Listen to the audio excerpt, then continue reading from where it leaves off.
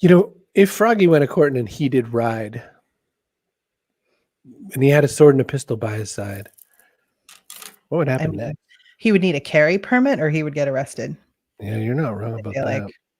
And where's he going to put any of those things? Because he's a frog. So yeah, and why is he courting? Frogs don't have, important mating rituals, I don't think. I don't know. Welcome to the Backpack Show, where we really look at old-timey folk songs and see if we can find some important business asset from them going And forward. by we, Chris Brogan means himself. So if you have any complaints about that, send email to Kerry@chrisbrogan.com. Or Rob at owner.media. We are so lucky today. I say that every day. I say we're so lucky today. You know what I love to listen to when other people have guests on and they say, blah, blah, blah, blah, but today is really special. This is a really special guest. What I feel like they should say on other days is these are two mediocre guests. They're okay. Well, you got to set the expectations nice and low, but that's hard to do because I only book people that I'm really excited about. So here we are. Who do we have today? We have Kim Scott, the author of Radical Candor. She teaches Radical Candor to businesses as well. She's got a coaching practice. It's all about, we'll find out what makes her candor radical and how it's helpful in the workplace to be open and frank with people. And we'll also talk with Bianca Jackson, who runs an event hall called BrickRose Exchange in Maryland. And she is a grant winner from American Express, 100 for 100. Black women business owners got a grant from American Express. So she's an outstanding Black woman entrepreneur. She got money from America. Lend me some sugar. I am your neighbor. Oh my gosh. I want some of that. Come on. You can love it. Hey, it's your biological father. My biological father, Steve Brogan. And his wife. Kyle Shannon woke up nice and early, 7 a.m. out in LA. Oh my gosh. Gracious. What are we doing to allow for this sort of thing? Listen, if this is your first time on the Backpack Show, you must fight. Oh, wrong show.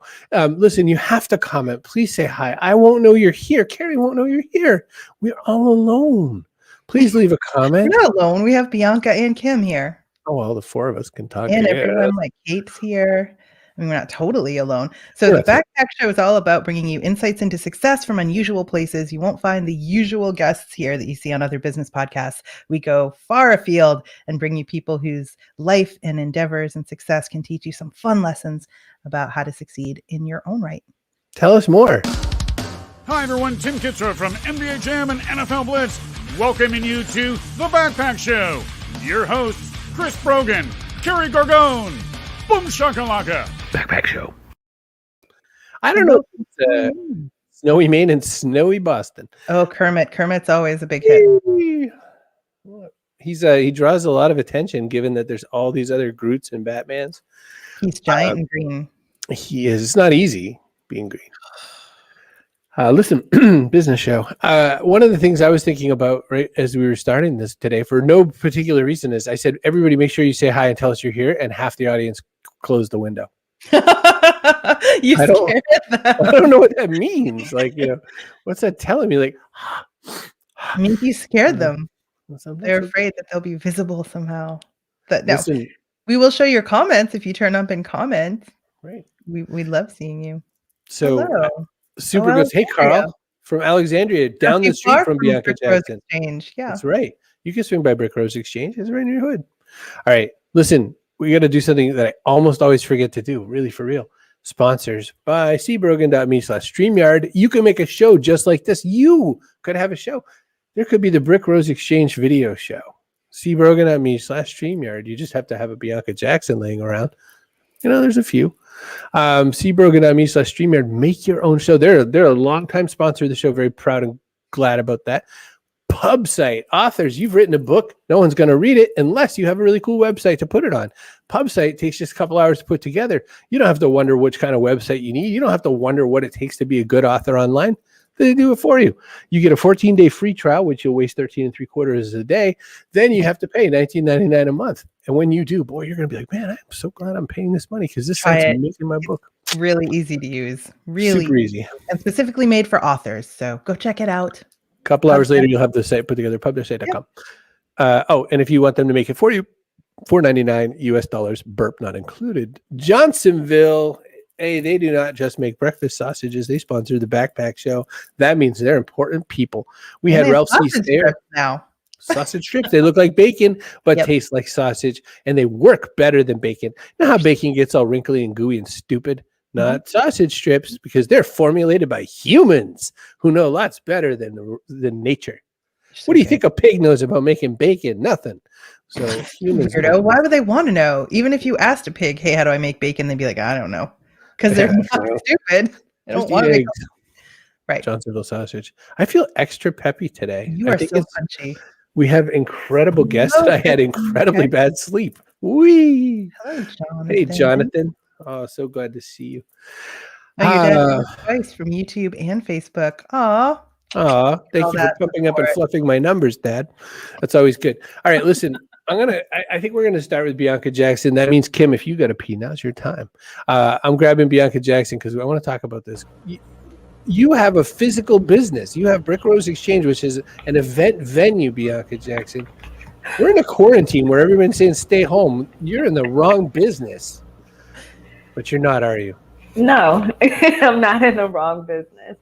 BrickRose Exchange, I like to tell people that we help businesses reconnect with the community, right? So in a time like this where everyone would normally just focus on themselves, we focus on the community and helping people connect to just the everyday parent, kids, whatever we could do. So at the beginning of COVID, we actually did a food drive. And we collected food, we distributed food, we actually went shopping. So there's photos of us like with shopping carts filling up our space. And so in your hazmat suit.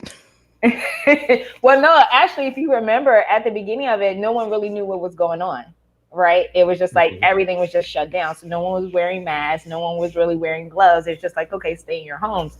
So, I guess out of being naive in a sense, right? We went out and we bought food and we distributed and it worked out. A lot of families were able to eat, and we doing something extra. We put in some art supplies. So we, it was awesome. It was really awesome. And it was cool to not just focus on ourselves, but really figure out how we could help just different families in the city. Well, you had a whole career.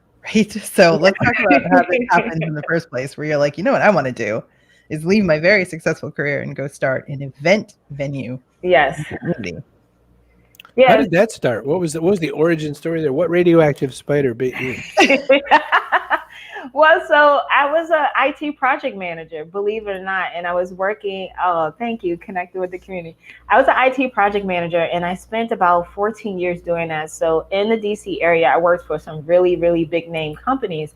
And so I'm originally from Philadelphia, and my neighborhood is very communal, very family oriented. And unfortunately, when I got to corporate, it was anything but that. So I spent a lot of time kind of struggling with the identity and the feeling of family and culture and how that contrasts and competed with transactional nature in corporate America, right? Like you stab people in the back to get ahead. And I was just like, I had to make a choice. Am I going to return to my roots, or am I going to, take on this new persona of being vicious and ruthless in corporate America to make it? And I just decided to opt out. So it took a few years to kind of like start releasing myself for all the things that I learned in corporate America to get to a place where I really wanted to connect with the community again. So that's pretty much the origin story. You decondition yourself? Say that one more time. You had to decondition yourself? Yeah. You really have to, because when you are in an environment where your feelings don't matter, right? And as the world is going through pain and they tell you don't talk about it here, no one wants to hear about that, they just want you to do your reports. It's hard when you come from this very heart-centered place. If you're an empath, I'm not sure how many of your audience will follow that language, right? But that's really important, right? And so I had a decision to make. I said, I'm not going to have an anxiety attack or, have my mental health impacted by this environment that wasn't natural to me. So I decided to leave. And so when I even started to pull together of what BrickRose was, I didn't even have a name. I just knew that I needed to get back to community. I needed to get back to family. I needed to get back to reconnecting, not just myself, but other people. So that is the origin story, the seed of BrickRose and why I got started in 2018. Now, we led with the concept of the fact that you're sort of shifting up and changing and doing this kind of cool stuff during COVID because you run an event venue. But like, we have to back up just a hair. We have to say this whiteboard, by the way, you just changed your site. Like I had spent a good amount of time on your site last week and you just like launched a new one and said, forget what you just studied up, Brogan. Right? It's prettier. It looks like a new logo I seem to see. Oh, no, it's the same logo. Oh, but it's prettier in this new black handling here. Well, thank you. I really appreciate that. We wanted to start off the new year with people refocusing, right? Refocusing their energy, refocusing their love, refocusing their intent. And so we actually have a floor-to-ceiling whiteboard in the space. So if you're like me, and you probably have millions of notebooks and pieces of paper around your house. And so I wanted to create a space where people could come in and actually like map out everything that's in their head. So we've had some of our members come in, and when it comes to what we've been able to do as far as innovation, one of the type of events that we see are happening no matter hell or high water is weddings. Like brides want to get married, and even if that means going from 250 people to about 20, they're willing to do that. So we've really started to cater to the wedding market as well. That's rolling down the aisle in a bubble. Yeah, the rolling their little bubble. hamster wheels. But that's all new on your site, like literally like 6 days or something. Maybe 2. Maybe you just push live right now because you're project manager. You just said, why not? But that's what needs to happen, right? I mean, that's what has to happen in this environment. So that's another thing you could say to people is just like, you can't sit on what you had already done. You'd already put a few years into this project. And then you said, let's do this. Yeah, no, definitely. And that's one of the reasons why we were recognized by American Express, right? So as people were trying to figure out how to pivot and how to change, we did some crazy things. So I went from a team of 2 to a team of 6 while everyone else was laying off people, right? And so a lot of people were like, well, how'd you do that? I actually digged into my own savings because I knew I needed to build a team, but I didn't build any team. I built a multi-generational team. So it's like 3 generations of us. We got Gen X, Millennial, and like Gen Z. So whoa. really tapping into, what works for this age demographic, and then this age demographic. And it just was really awesome. And in that, we were able to create some really amazing offerings for the space, as well as be able to reconnect, again, the community to different businesses. So is your vision focused then on community events like weddings and neighborhood type things, or entrepreneurs and business things, or both? Like, it's a very versatile space. Yeah, it's definitely both. I'm just really excited of being able to marry the idea of real estate, commercial real estate, with community, right? I think a lot of times when people go to communities, they don't involve the community in the development. So it's like, how can we bridge that where it's not a negative thing? How can we preserve culture and tradition with innovation? And that's actually the origin of the BrickRose name. Magic Johnson did that fairly well when he started investing in some communities. And I think there's a lot of people out there that have been starting to make that model work. And I like your version of it, though, because your version really starts from the heart. That was when Kerry talked about booking you and everything, and what she was into and why she liked you. That's always the question, like, why is this person coming on our show? Mm-hmm. Because Kerry does so many of the bookings. Every time I do it, the guest it's never as good as Kerry's. So you're clearly hers because you're awesome. Well, thank you. When I looked over what you were doing, I'm a grumpy old man. Look at this. Have you seen this beer? I was thinking, there's no way like she's gonna be like heart censored and all that sort of thing. She's a venue. It's butts and chairs. It's how many butts can I make through the chairs? Your pricing's like that. Everything's like that. It's not how you built it. It's not even how you built it before COVID happened. Mm-hmm. So why? Because it's something that I felt was needed. A lot of times, especially now, when I've been looking at other spaces, everyone's focused on luxury.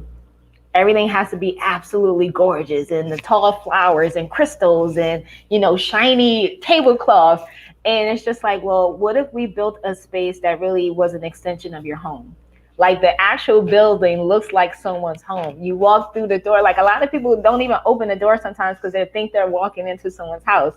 But it's a great feeling for me because having the exterior of a home people walking in and feeling like they're home, and like the energy and the vibe of it feels like I belong here. And that was the point, right? So that was the point before COVID, and we've gotten even more intentional. I'm not sure if you guys are familiar of the group Arrested Development. I said this to somebody. Okay, I said this to someone. They was like, "Isn't that a TV show?" I'm like, way before the TV show. I want to make you sad. Yeah, no. So the songs by Arrested Development, you know, Tennessee, Mr. Wendell, that is the feeling of BrickRose. If you ever seen the movie Love Jones, that is kind of part of it too. Are really highlighting local artists, visual artists, as well as performing artists in the space, and having them figure out ways to commercialize their work, their art, so that it can go out to the business community. Just think about, we work with a self-taught painter, a woman, a Black woman who makes paintings of just other Black women. So being able to introduce her to interior designers and people in real estate is like meshing the worlds. And so that is the purpose of BrickRose. So I'm just really excited about what we've built, because we haven't looked at anyone else's model and said, we're going to take that. Like, we really started to look at problems that we've seen in the community and like, how can we mesh culture, tradition with innovation? And that's what we're doing. I'm still way back on, I challenge you to a game of horseshoes. It's a great song, but like, even thinking about the nostalgia of just that, right? Being able to be in a place of, you know, playing a game that a lot of people don't play today. Is an outside activity, but even just thinking about that feeling of that song and those lyrics, like, that's what I want people to get when they see BrickRose, when they hear me talk about it, when they walk into the space. So I just get excited just talking about it. You know where my mind went with the name? I have kids, and if I give them something, they name it exactly that thing. Like, I gave them a balloon with a face on it, and they named it Balloony. I gave them like a plushie of an ear of corn when I went to speak in Iowa at an event, and they called it Corny. Yes. So I was like, guess what? This is a brick building with some roses. And we're like, BrickRose Exchange. Well, so the funny thing, it is a brick building, but we don't have any roses in it. One of my operations managers is like, you should get some rose bushes and put it outside. I'm like, it's false advertising, Bianca. Yeah, no, I'm still considering it. It's just like, when you're in a city, you got to be careful about what you put outside your building. Yeah, you do. Yeah, that's true. Yeah, we're going to get a chance to hang out with it for a minute or so. Mm-hmm. I want to draw your attention to something serious I was noticing. So I noticed you have a white logo on a black background. Is that your response to BLM? Excuse me, are you trying to say that just by changing your logo color, you're supporting the people in your community? I don't like that. No, not at all. The logo comes in very different colors. So that was just the one that went on the background. I'm just messing with you. You're not Nike. Dave Davies in a complete other account says, problem is, seems too much like a get together in a house. I'd probably have the instinct to go drink with friends in the kitchen. I mean, who doesn't? Well, we don't have a kitchen, so we don't have it. Go outside to the rose bushes, like by the veranda. And take a left at the rose bushes. Bianca Jackson, there's so much to dig into. Thank you so much. If you could stick around, another thing I forgot to tell you while we're set up, we do a little panel after. So stick around. We're going to talk to our friend Kim Scott. And by the way, there's no ads in between, so don't anyone get up to go pee right now. Bianca Jackson, thanks so much for being part of this. I'm pushing you backstage. I'll wait around. Good plan. Boop. All right. Kim Scott, come right in. Hello. How are you? How are you? It's good to be here this morning. Well, is it? It is truly good. I would not. I would tell you. I'd be radically candid if it were bad. I had the wrong site up because I was looking. I had your site up, and then I had to go back and make fun of Bianca. I love BrickRose. I really admire everything she said. Beautiful, right? So you can kick ass at work at radicalcandor.com. This whole site is loaded with stuff based on your book, Radical Candor, and your years-long practice of doing this. Kim Scott has done this all over the place. The big guys, Dropbox, all these big companies. And, it all started with Belvedere, which I don't know that story, and I'm not going to even ask yet. But you've been doing this for X number of years. How many? Talk a little bit about where you are with it now and what's changed over the journey. Let's start there and work backwards, because Coach Woodard isn't even here, so we don't have to ask the original question. So where I am right now, what I really love to do is write. So I'm about to publish a new book called Just Work, Get Shit Done Fast and Fair. And one of the reasons why I wrote that book is because I was out there talking about radical candor. And radical candor, it's interesting. It ties in really well to what Bianca was saying. It's about showing your humanity at work and caring personally and challenging directly at the same time. And I think, as Bianca noticed in her career, I noticed throughout my career that often that care personally part was missing at work. And so I was out there talking about radical candor. And I was at one tech company here in San Francisco, and the CEO of that company is a Black woman, one of too few in tech. And she said to me at the end, she said, I love the idea of radical candor. It's really going to help me build a better culture at this company. But she said, I got to tell you, Kim, it's much harder for me than it is for other people, because when I offer someone a little bit of criticism, is if I seem, even though I'm totally gentle and really trying to help them, if I seem even the tiniest bit annoyed, I get slimed with the angry Black woman stereotype. And I knew this was true. I knew for anyone who's underrepresented in the workplace, it's way harder to put radical candor into practice than it is if you're not.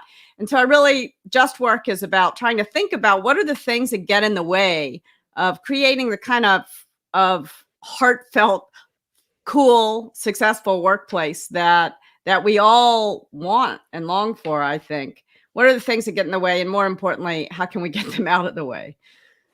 One of the things I love about the title of the new book is that I misunderstood it like anyone would. What's the book called? Oh, Just Work. You stop talking about your stupid politics, you idiot. Just work. No, it's just work. As in fair justice. And just. Yes. Right. Yeah.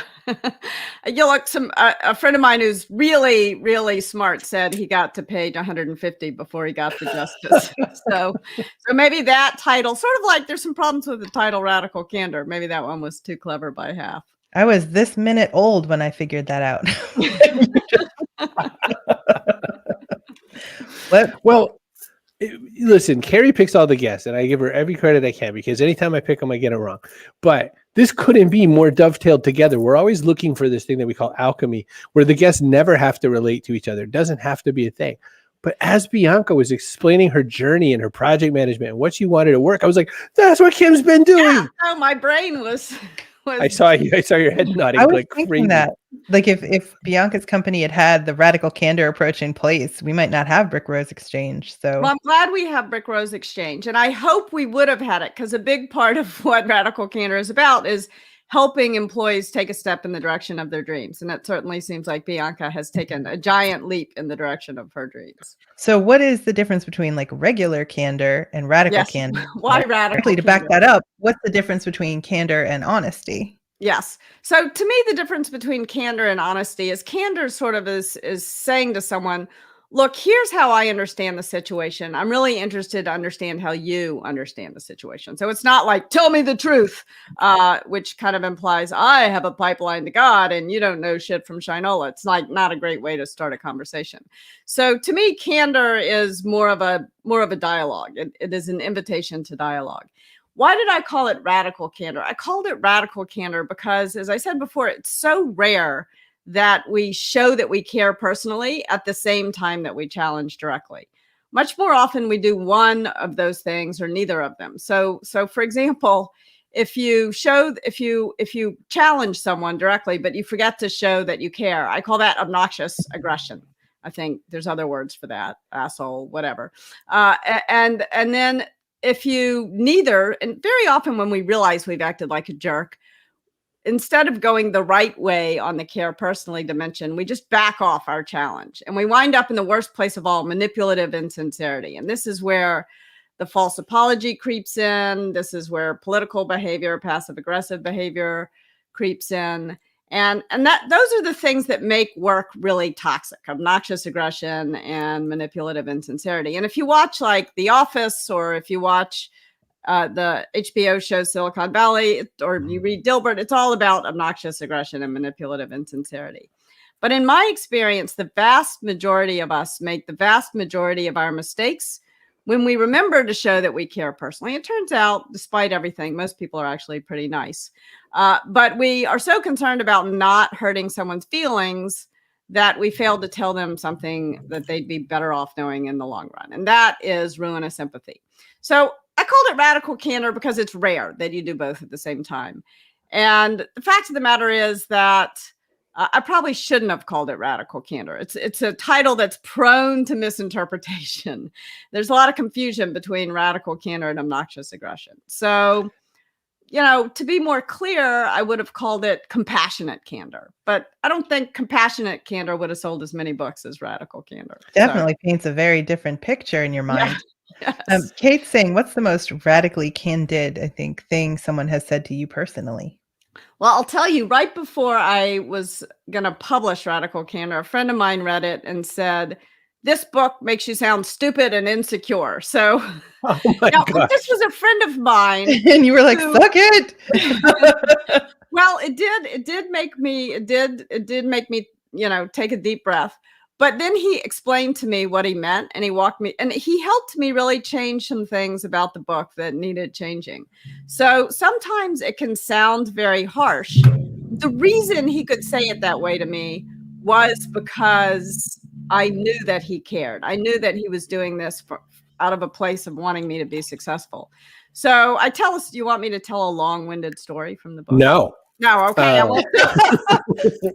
Well, But- not until I put the feline alert up, I guess. Oh, yeah. I saw the cat. I love the cat. Here it comes. Whoop, whoop, whoop.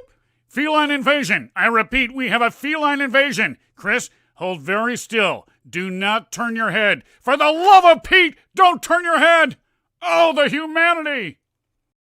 So any kind of like distracted look I had for 10 minutes, we're listening to this and I'm like this, and I'd given the cat treats, which I try to do to kind of make it not make a ruckus while we're doing the show. And she has multiple times decided to give me those treats back in a very colorful spray while I'm here on the show, which always is loud and Less like a treat for you. Less like a treat. Less like a treat. And I That was always, love. the only compassion I ever feel for this creature is in this moment, because one time when I was really, really sick, she came over and was like licking my face while I was being very sick. Wow. So sorry, it was a little distracting. However, don't tell the long story, but I do want to ask, like what you said, there's a big thing that hit on it fairly recently for me. I gave feedback to somebody, and somebody I very much care about and I really want to see succeed. And I really trashed like the first part of their brand new project. Like, here's the launch. It's not as object permanent as a book, so they can sort of shift it up. But I felt yucky the whole way through. But the information was given with love. Do you want to talk to us really quick about how do we package? Never do the praise sandwich. Yeah, Never do sandwich. Shit sandwich. Yep. So there's so many other ways to do this, but what's your approach to that in this book? And then I need to ask some more just work questions. Okay. So the bottom line is that radical candor does not get measured at your mouth. It gets measured at the other person's ear. So if you spend too long trying to package it up just perfectly, you're not going to pay enough attention to how what you're saying is landing. So the real key to radical candor is to start by saying something and then notice how the other person is responding and then adjust. If the person seems sad or angry, that's your cue to move up on the care personally dimension and remind the person that you're telling them this thing because you care about them and you want to help them succeed. And if the person is not hearing you, which is what'll happen a lot of the times, that's your cue to move out further than you may be comfortable going on the challenge directly dimension. Now, I want to say that 9 times out of 10, this is going to go better than you think. The person will say, "Oh, thank you for telling me." But I don't want to make false promises. 1 time out of 10, you will have sort of a radical candor train wreck. But rest assured, you know what to do. If the person is sad or mad, you need to take a beat and show them that you care. If the person is kind of brushing you off, you need to move further on challenge directly. I think it's not different entirely from when you ask somebody to face their stuff and they're just not ready. So you have to know if they are they ready or not to hear what you have to say. I've definitely had conversations where I'm like, gee, it seems to me this is this. And they're like, absolutely not. It's definitely not that. And you're like, oh, but it totally is though. Yeah. And, maybe it's a question of opinion, but other times objectively, they're definitely in this box and they don't want to be. So rather than get out of the box, they're just like, it's not the box. Yeah. What do you do? So if they're not ready, you kind of have to it depends your situation, right? If you're their supervisor, you're going to have to address it directly. But if it's like a peer or something, maybe you could back off and let it be another day. What's the right approach? There's no right answer to this. I think one of the important things about radical candor is you do want to leave it's hard to offer it and it's hard to hear it. So you want to only do it for the most important thing. So you don't need to be radically candid about every small thing. In fact, a really good word of wisdom from somebody who I admire is just leave 3 unimportant things unsaid every day. So you want to make sure that you're only offering it about the important things. I think in terms of what can you do going into the conversation? You want to be humble. You want to state your intention to be helpful. You want to say the thing right away. The longer you wait, the less helpful it is, and also the less likely you are ever to say it. In the before times, I would say do this in person. Now do it over the phone or over video. It must be synchronous because, as I said before, it's mostly about understanding how the other person is responding. And if you send an email, you don't know, you can't adjust. You're sending it out into the void. You want to criticize in private and praise in public. And you want to make sure you're not talking about someone's personality. You want to make sure that you're talking about sort of the situation, the behavior, the impact. So you're helping someone change something. Fundamental to this is a growth mindset that you can improve. So when you get to that person who's just not hearing you, I think your question is, how do you go further out on the challenge directly dimension, and when do you drop it? Is that kind of the point? So I think that the answer there is when you're communicating with someone, it's your job to be clear. And it's your job to make sure that they hear what you've said, that you have been clear enough. And so by and large, I think it's a good idea to push yourself. There's the beautiful There's cat. The cat again. It's a good idea to push yourself further than you're comfortable going on the challenge directly dimension. You want to stay others focused. You want to push yourself out of your comfort zone. But what you don't want to do is sort of destroy the other person. If you realize that you're pushing them too far, that's when it's time to back off.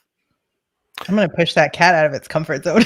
I am pretty sure I'm the only right show in its comfort zone, I would say. I'm the only show with a cat toupee as a regular guest. Very nice. I love it. It's about a half an inch from being so much worse. I was just going to say this maneuver she is adjusting. There it is. Here's my anus. I want you to see my anus. That's what she's saying. That is cat middle finger right there. So with regards to switching to just work, to kind of move towards just work, first off, as an author myself, and I'm working on my 10th book, you cannot get any Davy Crockett. That's hilarious. You should have been born a raccoon. As an author myself, you get bored as hell talking about your own book, and you've given every speech you could possibly give on radical candor, and you're just smiling politely, like, here's the hits again. It's like the Brian Wilson of the Beach Boys hates all the hits. He doesn't want to play Good Vibrations ever again. What's the crowd want? That's all they want is Good Vibrations. They want all the songs that he never wants to play again. By comparison, JJ French from Twisted Sister said, I could flip burgers or I could play I Wanna Rock for the 8 millionth time. He goes, I'm good with it. So now we're on Just Work. And Just Work is the perfect book for this time. You couldn't have planned a pandemic. You couldn't have planned Black Lives Matter by way of sadly by way of George Floyd and Breonna Taylor and all kinds of other names having a scenario like it did to really wake up the world again and say, we have to pay more attention to culture. Cats are such assholes. This is the worst creature. I basically want to know, you can't plan timing like this. The world changes. This book is necessary. What do you do? What do you do to bring this message forward? And how are you going to take all the experience and learning you've had from all the years of explaining radical candor to make Just Work its own baby? So the most important thing that that not just I am doing, that Trier Bryant is my co-founder for Just Work. So we're building a company around this. When Trier, who has an amazing career, she was an officer in the Air Force, and then she was at Goldman Sachs, and then she was at Twitter, and most recently at Astra, which just blasted a rocket into orbit. So she's had this unbelievable career, a lot of focus on DE&I throughout her career. And when she read the book, she said this framework helped me name the things that have happened to me throughout my career. And I really want to bring these ideas into organizations. And I think what I am good at is telling stories and coming up with a theory. And what Trier is great at is putting theory into practice. And I think the most important thing and the thing that will be exciting is going to be to work with companies and with individuals to help them eliminate bias, prejudice, and bullying from their workplaces and their careers, and so that they can just work. I mean, it's ironic. Like, the thing that we all want is to just work. The thing our employers want is for us to just work. And yet there's all this nonsense in the way. And like, it's way past time for us to get it out of the way. The bringing Trier Bryant in, I'm sitting here struggling to bring up a picture that I wanted to bring up, and then my computer's saying, you have to relog into this thing. And I'm like, no, I don't. You don't have to do anything. I would love to feel that way. I will say that, in this process, you'll learn things the way you did with the first book. There's the way the book came out, and then there's the way the book get executed. Yes. You can't guess, right? Like, I'm asking you a terrible question. Can you guess? Can you predict? There's a philosopher, Tyson, I think it was his last name. He said, everyone has a plan until they get punched in the mouth. Yeah. And Mike Tyson, that's him. He's the philosopher. He said, everyone has a plan until they get punched in the mouth. Where does this book meet the big critic, the big cynic, all that sort of stuff? Yeah. You are asking, I will tell you, I will be radically candid. Let me know. I am terrified about this book. This book comes out on March 16th. And I sort of feel like I'm waiting to get punched in the mouth. But all I can do is say that I think in many ways, Radical Candor is a good preparation for it, because I'm sure I got a lot wrong in this book. I am 100% sure of that.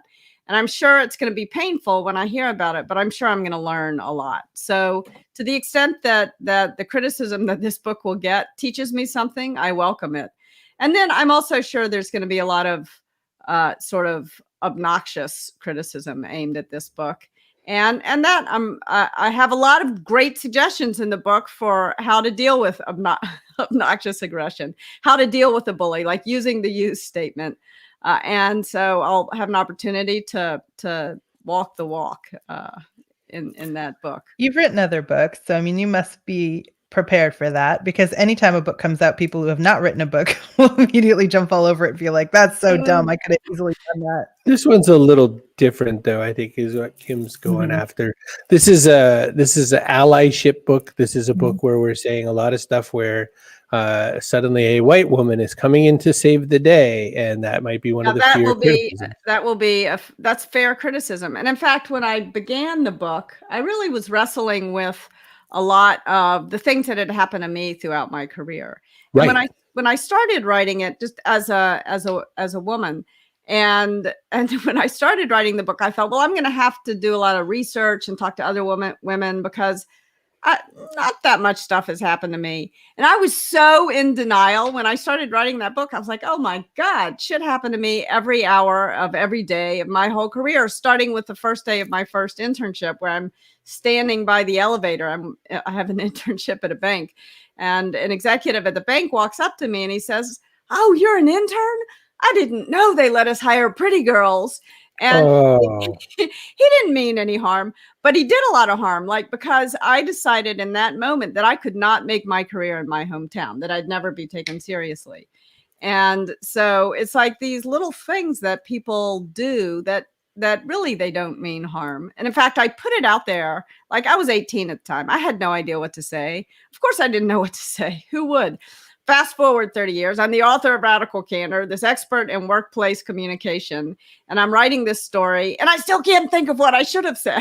It's hard. It's hard to respond. And so I put it out there on social media, And this guy that I'm on a board with said, thank you for telling me that story. Because he said, I know I've done stuff like that to women I've worked with. And you telling me the story helps me understand how it lands, and I will never do it again. So first of all, thank you. And then he said, second of all, I'll tell you what you could have said that would have stopped me in my tracks. You could have said, I don't think I can work here. And in fact, I don't think I can work in my hometown because I don't believe you're taking me seriously when you call me pretty girl. It seems that's of course what I should have said, but it's why it's so useful to talk openly about these experiences with a bunch of different people. You get great advice because it's going to happen again. You may as well practice. Couldn't work in your hometown, so you had to go to like LA where everybody's like really hotter, so that what are you supposed to do? Look, I wound up in Moscow, which was way more sexist than Memphis, Tennessee. So wherever you go, there you are. I couldn't escape it. That was a later lesson. You're just pretty wherever you go, Kim. I get it. Oh my gosh, I'm grabbing Bianca Jackson back. I have some questions. I got to drag Miss Jackson back into this here. Great. Hello, Bianca. Hey. So you can see, look at this show was accidentally meant to be, right? Because Kim is talking about, her first book and how much that worked towards some of the stuff you were feeling. But this new book, Just Work, is all about making that kind of environment that you obviously didn't feel you had. Mm-hmm. So I want to know your thoughts on that. When you hear that, and look, I just said to Kim, I said, one of your big criticisms is, she partnered with a person of color to roll this project out and all that, but it's a white woman coming to save the world. Now, I'm not saying, can you please speak for all Black people? I'm just saying, maybe you have some thoughts. No, I definitely do have some thoughts. I think that the name of the book is Genius. So thank you. Oh, thank you. You're welcome. But I think that sometimes the conversations need to have multiple frames of reference, right? So that just in case people can't hear it from the woman that you partner with, maybe you saying it is like, okay, now I get it, right? At the end of the day, you just want people to change. So however you get them to hear you, then I'm totally with it. Thank you. Thank you. That is very reassuring. Yeah, no problem. I think a lot of times we think that only Black and brown people can do this work, but one of my biggest heroes in the space is definitely Jane Austen, right? She's amazing, and she's able to say things sometimes that I think it just lands differently with other people. Well, I have also another comment. While Trevor Noah is also Black, he's also from another country, right? Yes. So his whole commentary, this whole COVID situation, people have heard it differently. So as long as people hear it, that's all that's matter, and it changes, I'm totally with it. Yes. And as long as we're all honest with each other about when I'm saying something, I'm going to say it wrong. And as long as people around me are willing to point out what I do wrong, then I can't do right if I don't know what I'm doing wrong. So absolutely. You know that. Trier, by the way, you said this out loud, but as I was rereading it, as I was looking her up, I was saying, oh my gosh, previously at Twitter, Goldman Sachs, the U.S. Air Force, a combat vet and a cyber engineer, because why not? Sure, let's go. You've got a partner in crime for this project. So what made you go, I'm not going to release a book, I'm going to launch a project? That's my last question about Just Work. Because what I really want, exactly as Bianca said, is for people to change. I want this to have an impact. And sometimes people change because they read a book, but usually it takes more than reading a book. Not that books aren't important. Please do read the book, but also work with our company. Well, at least buy the book and put it on the shelf. Buy a few copies of the book. And give it away to your friends. Read it. You can go get it at cbrogan.me/justwork. I want to say to Bianca too. One time I had this. I was working at a company that sounds a lot like the ones you were experiencing in tech, where there was no heart, there was no humanity, and where I was being asked to be someone I wasn't. And I was being asked to do things that I wasn't sure I should do. And when I quit, I sent my boss there an email that said, "I'm leaving because I do not want to do the things I need to do to succeed in your organization, and I don't want to be the person that I need to be to succeed in your organization." And I thought that was pretty. He didn't get it at all. So it is hard. He was like, "Oh, you're upset because you're not getting promoted." No, there's more to it than that. So yeah, I'm so glad you're doing what you're doing, Bianca. No, and I'm glad that you're doing what you're doing. I think a lot of times people refuse to hear or acknowledge that they know something is wrong, and it's not until you confront them in a way that they can't run from it, they can't hide from it anymore. And I think that the work that you and your partner will be doing is going to be transformational. At this point, we need to start giving it lip service, and we need to actually see change in action, like things inputted like today. Yes. So I'm tired of having a conversation. Let's see some action. Yeah, let's stop talking and start doing. It's been an interesting week for this by serendipity as well, because we also had author L. Michelle Smith on. Her book No Thanks is a culture guide for helping people of color, women specifically of color, rise through the ranks of corporate life. And it's very much in that sort of vein of Maxine Waters, I'm reclaiming my time. It's very much like, don't take what you're given, pick up what you need and whatnot. And right here again in Trier's bio, not like I'm in love with her now, but it says good isn't enough. And I was like, oh my gosh, like here we go again. Good enough isn't, right? That's right. So I'm going to hit a button. We're going to talk about person of the day for a sec. Oh, and here's our person of the day. Kaboom! And I'm going to pick Dave Davies because he made me laugh. Not that quote. I just hit the wrong button. There we go. You're not the boss of me, computer. Because as I was arguing with my computer, that's what happened. I also love Dave Davies' quote. I want to give attribution. That is from my son's baseball coach. You can't do right if you don't know what you're doing wrong. Yeah, that one really resonated with people. Yeah, no, it's such I remember watching a practice and his coach was yelling at this kid who wouldn't admit that he wasn't stepping on the bases. So. Naz says, I'm in an important transition right now, and this show hit a lot of applicable points. So that's always good to hear. Yeah. All right. Now we have come to the show's ending, which is one of the questions we ask every single guest is what goes in your backpack? I had to find the button. What goes in your backpack? And so this, times are crazy, shifting sands. We don't know what's going to happen next. It's snowing in Boston. We don't know what we're going to need. So you can only put one thing in the backpack. Let's say it's something either physical or metaphorical. Kerry, what's a great example of some past item that's in the backpack? Maybe something physical. Physical, a book you hate. Because if it's the only book you have, eventually you'll read it and learn something from it. That was Whiskey Nate. My favorite physical item is still an avocado from Saida Trujillo. She was one of the Clowns Without Borders, humanitarian clowns, exactly as it sounds. They fly into war-torn areas and make kids laugh and stuff like that. They're invited. It's not like they just launch themselves at wars. Where are the clowns? Nikki Porche from Buy From a Black Woman said a bag of black women, which was weird and made Kerry laugh so hard.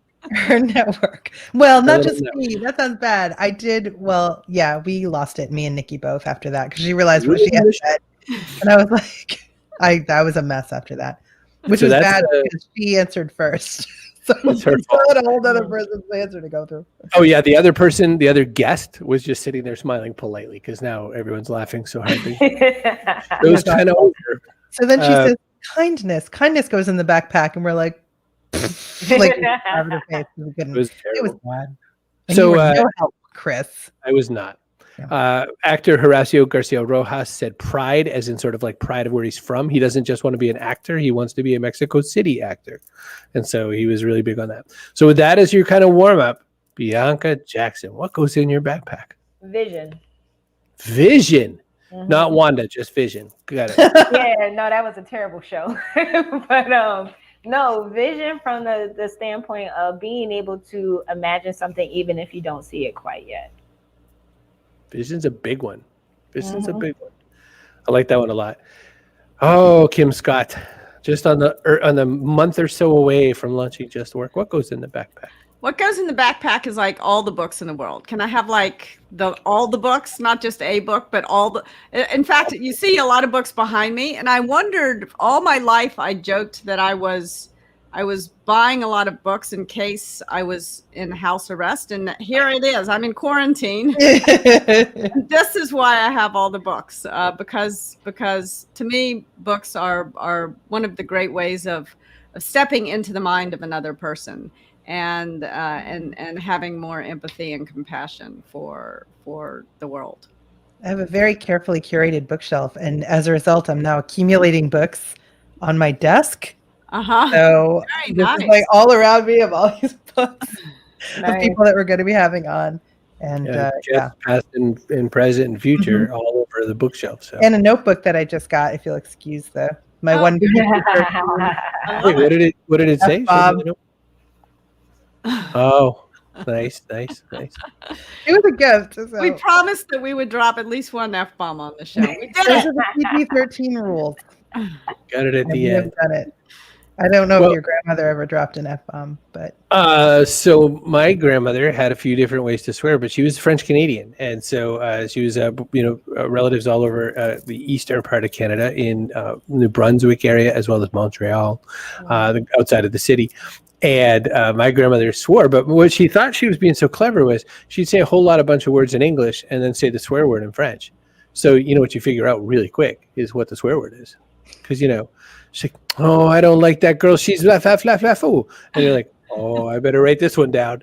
And you're sitting back ready, fla fla fla foo, hoping that you can use that on some kid at school who speaks French. But I'll tell you, the one swear word she taught me clearly and distinctly, so that I could use it anytime I needed it,